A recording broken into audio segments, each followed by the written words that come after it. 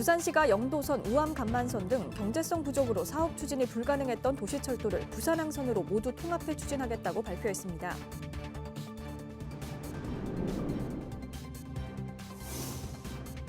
부산시가 발표한 도시철도 통합 추진에 남구는 부산시 도시철도망 계획에 반영된 우암 간만선에 5, 6도선을 합친 통합 노선 추진을 위한 연구에 착수했습니다.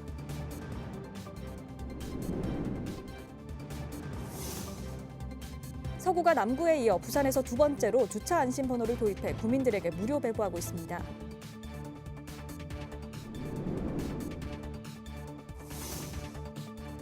부산에서는 이번 주말 벚꽃이 만개할 것으로 보입니다. 금요일부터 3일간 사상구와 강서구에서는 벚꽃 축제가 펼쳐집니다.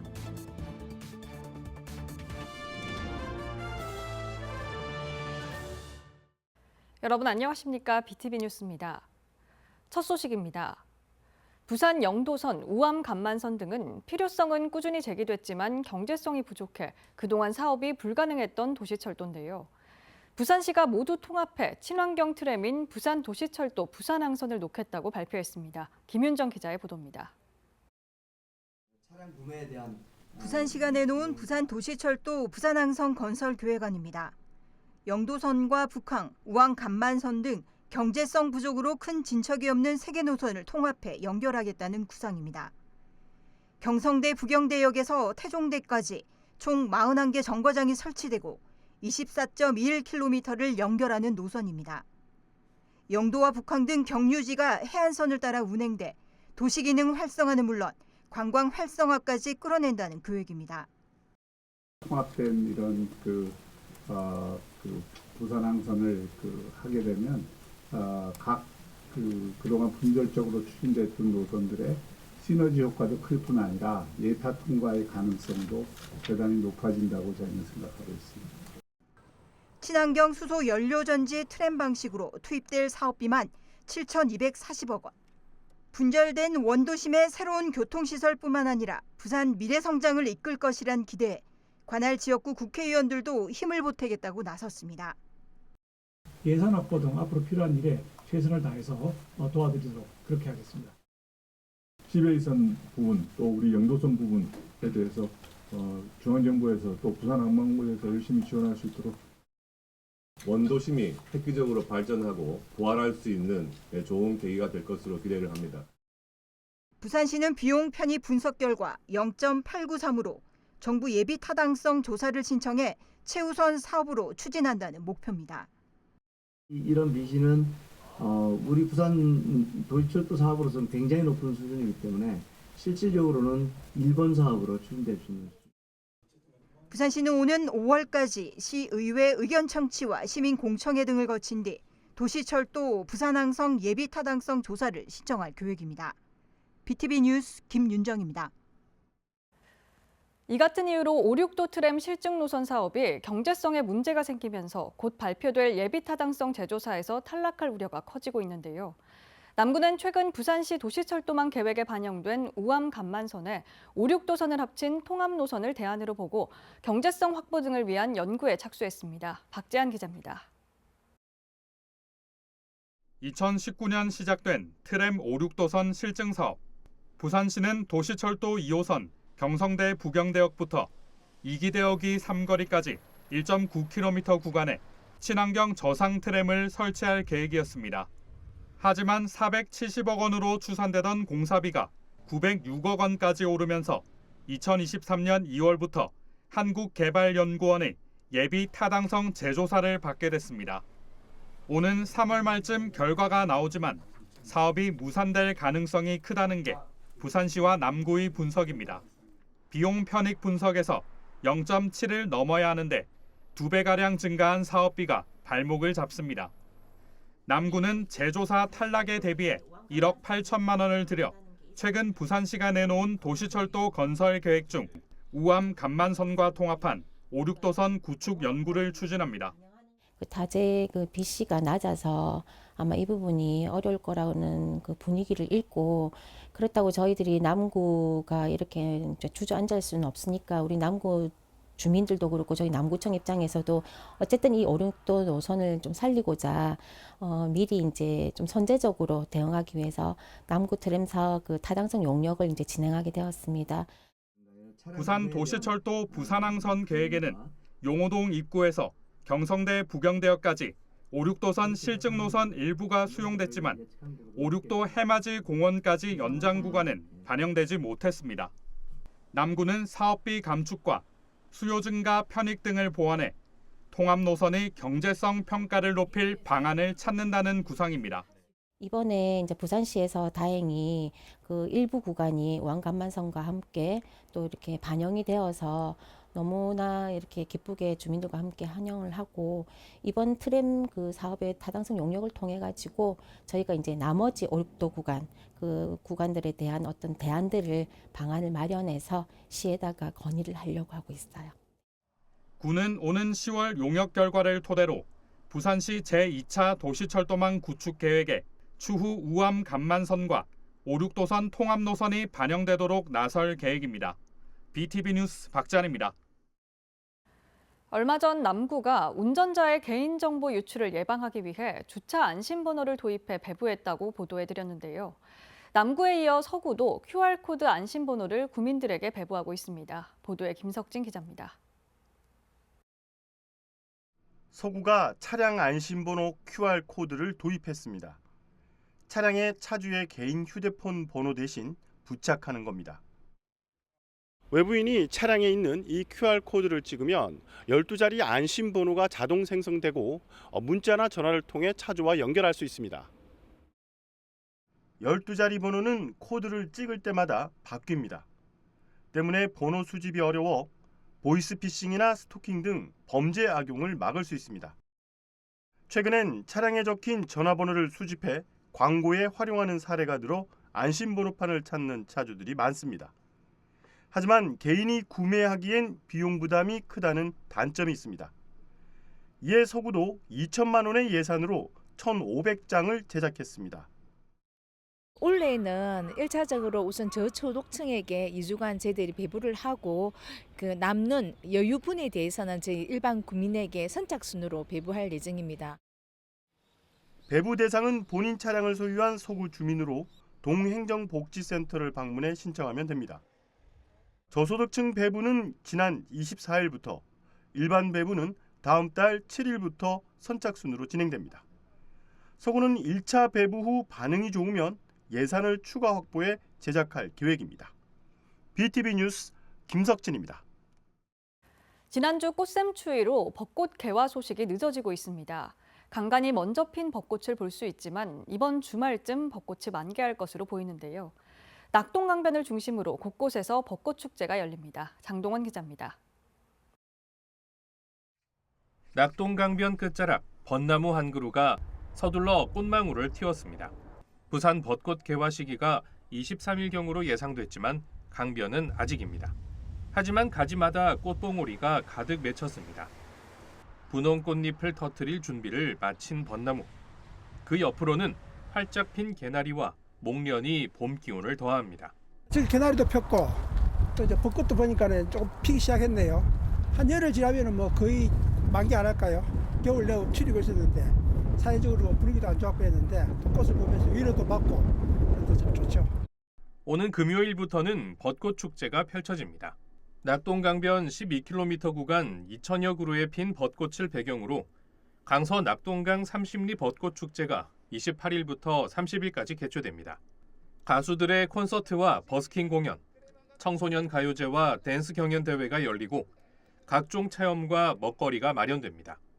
축제가 열리는 대저생태공원까지는 명지에서 출발하는 셔틀버스가 30분 간격으로 운행됩니다.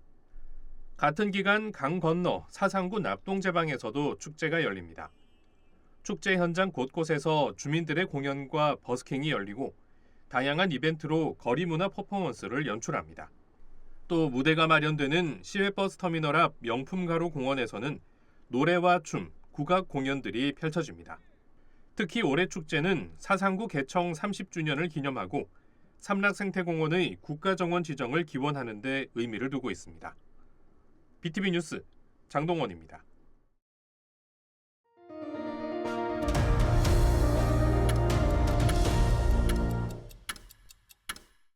부산시가 부산형 데이터 통합 플랫폼 구축을 완료하고 4월부터 시범 서비스에 나섭니다. 부산 지역의 인구, 소비, 소득, 물가, 산업, 금융 등을 한 번에 볼 수 있는 쇼미더 부산은 취업자, 비경제 활동 인구, 고용이동 등 경기 동향을 확인하는 고용이동 변화 분석 대시보드를 서비스합니다. 시는 부산형 데이터 플랫폼 서비스 개선을 위한 시민 참여 이벤트도 오는 4월 중 마련키로 했습니다. 대한민국 제2의 도시 부산의 위상이 흔들리고 있습니다. 인구 유출이 특광역시 가운데 가장 빠르게 진행되고 있기 때문인데요. 위기감은 크지만 부산시의 인구 정책은 따라가지 못하고 있다는 지적입니다. 외국인 주민 유치를 통한 다문화 도시로의 탈바꿈도 하나의 대안으로 제시되고 있습니다. 차선영 기자가 보도합니다. 낮은 출산율과 급속한 고령화, 청년 유출로 활기를 잃어가고 있는 부산. 이러다가 소멸로 가는 것 아니냐는 위기의식이 고조되는 가운데 외국인을 대거 받아들여야 한다는 목소리도 나오고 있습니다. 국내 거주 외국인은 역대 최대 규모이지만 이들조차 수도권에 집중돼 있습니다. 국내 거주 외국인 주민은 245만여 명, 전체 인구의 5%, 이 중 56.8%는 수도권에 살고 있습니다. 부산에 사는 외국인은 3.4%, 8만 3천여 명에 불과합니다. 대한민국 제2의 도시지만 외국인 규모 전국 8번째 수준입니다. 전년과 비교한 외국인 인구 증가율이 경남은 17%, 울산은 15.6%나 됐지만 부산은 10%에 그쳤습니다. 이에 부산시는 외국인 유학생 유치에 역점을 두겠다고 밝혔습니다. 2028년까지 8만 명을 유치해 부산에 필요한 인재를 키우고 정주할 수 있도록 하겠다는 계획입니다. 하지만 비자 발급 지연 문제가 발목을 잡고 있습니다. 올해 부산대학에 등록금을 납부한 외국인 유학생은 총 5,787명, 하지만 실제 학기에 참여한 인원은 44%에 불과한 것으로 드러났습니다.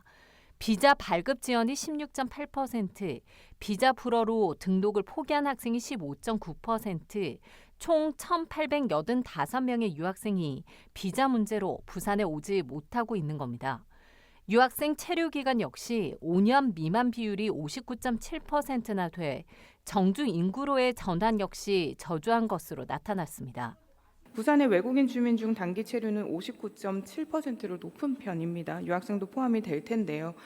결국은 인구정책 담당관이 우리는 신설이 되어 있기 때문에 인구정책 담당관과 협업을 해서 외국인 정책의 일부로 이 유학생이 포함이 되어야 전체적인 외국인 주민에 대한 추적과 관리가 가능할 것입니다. 부산시의 외국인 유입 정책의 효과를 거두기 위해서는 중앙정부와의 협업, 그리고 100년을 내다보는 촘촘한 기획이 필요합니다. 외국인 정책이 지금까지는 굉장히 중앙정부의 역할이 굉장히 컸고요. 외국인의 유입에 따라서 미치는 여러 가지 사회 경제적인 충격, 영향들이 굉장히 다층적이고 복잡하기 때문에 그런 부분들을 저희가 충분히 고려할 수밖에 없고요. 부산의 매력을 잘 활용할 필요가 있다는 목소리도 나옵니다. 지역 입장에서 보면은 생활 인구를 증가시키는 거고 외국인에 대해서 저 나라에 가서 그냥 살러 간다라고 하기 앞단계 정도 되는데 그게 불러들여서 그 나라의 그 도시의 맛을 이제 보게 하는 좀 그런 시책들도 적극적으로 좀 발굴했으면 좋겠다 싶어요. 노인과 바다로 전락한 부산. 이제는 외국인과 공존하는 다문화 도시로 거듭나기 위한 중장기 전략을 세울 때입니다. 헬로티비 뉴스 차선영입니다. 부산의 주요 철도역으로 부전역을 빼놓을 수 없습니다. 하지만 부산역과는 달리 이용을 하기에는 불편이 많았습니다. 이런 문제를 해결하기 위해 부전역에 경부선 KTX를 정차하고 복합 환승센터를 건립하는 움직임이 시작됐습니다. 권정숙 기자입니다. 서울 청량리와 강릉을 잇는 중앙선과 동해선이 정차하고 경부고속철도와 인근에는 경부선이 지나는 부전역. 내년에는 마산을 잇는 복선철도도 개통됩니다. 말 그대로 부산의 교통 요충지입니다. 위치도 부산역보다 더 많은 인구가 쉽게 이용할 수 있습니다. 하지만 부전역에서 KTX를 탈 수 있는 건 하루 왕복 3번뿐. 이용객들은 KTX를 타기 위해 시간을 더 들여 부산역으로 가야 합니다. 한쪽에만 너무 치우치니까 이쪽도 양쪽 다 개발돼야 좋다고 생각합니다. 근처에서 사는 사람도 많이 편리하겠지만 다른 먼 쪽에서 있는 부분들도 부산역보다는 부전역에 오는 게 더 편리하다고 봅니다. 예, 부전역에 KTX를 정차하고 복합 환승센터를 만들자는 움직임이 다시 시작됐습니다.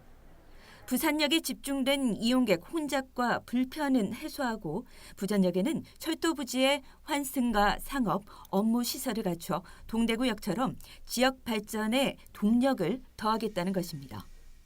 전국 주요 도시와의 연결성이 강화되면서 관광객 유치 효과도 떠오르고 있습니다. 이런 기대에 복합 환승센터 건립을 위한 서명 운동은 시작 2주 만에 7만 명이 동참했습니다. 부전역에 KTX가 정차가 되면 복합환승센터 개발도 훨씬 수월해집니다. 복합환승센터는 기차뿐만 아니라 외곽에 있는 시외버스 터널도 가져올 수가 있고 관광객들에게는 편리성과 접근성을 좀 더 향상시킬 수 있고 이렇게 되면 부산의 경제에도 크게 기여한다고 볼 수가 있습니다. 2010년부터 추진됐지만 낮은 경제성에 번번이 무산되어 온 복합 환승센터 사업. 경부선 KTX 정차가 관건인 만큼 부산 진구는 정치권과 지자체, 지역민의 힘을 모아 5차 국가철도망 구축 계획에 부전역 KTX 정차를 반드시 넣겠다는 각오입니다. 헬로티비 뉴스 권정숙입니다. 유럽풍의 창고들로 조성돼 부산의 베네치아로 불리는 사하구 장림동의 부네치아가 관광객의 감소에 활로를 찾지 못하고 있습니다. 어떤 대안이 필요할까요? 김석진 기자의 보도입니다. 부산의 사진 촬영 명소 중 하나인 부네치아입니다. 장림포구에 알록달록 색을 입힌 유럽풍 창고를 지어 조성됐습니다. 지난해엔 수십억 원을 들여 무지개 보행교도 놨습니다. 하지만 관광객 몰이엔 실패했습니다.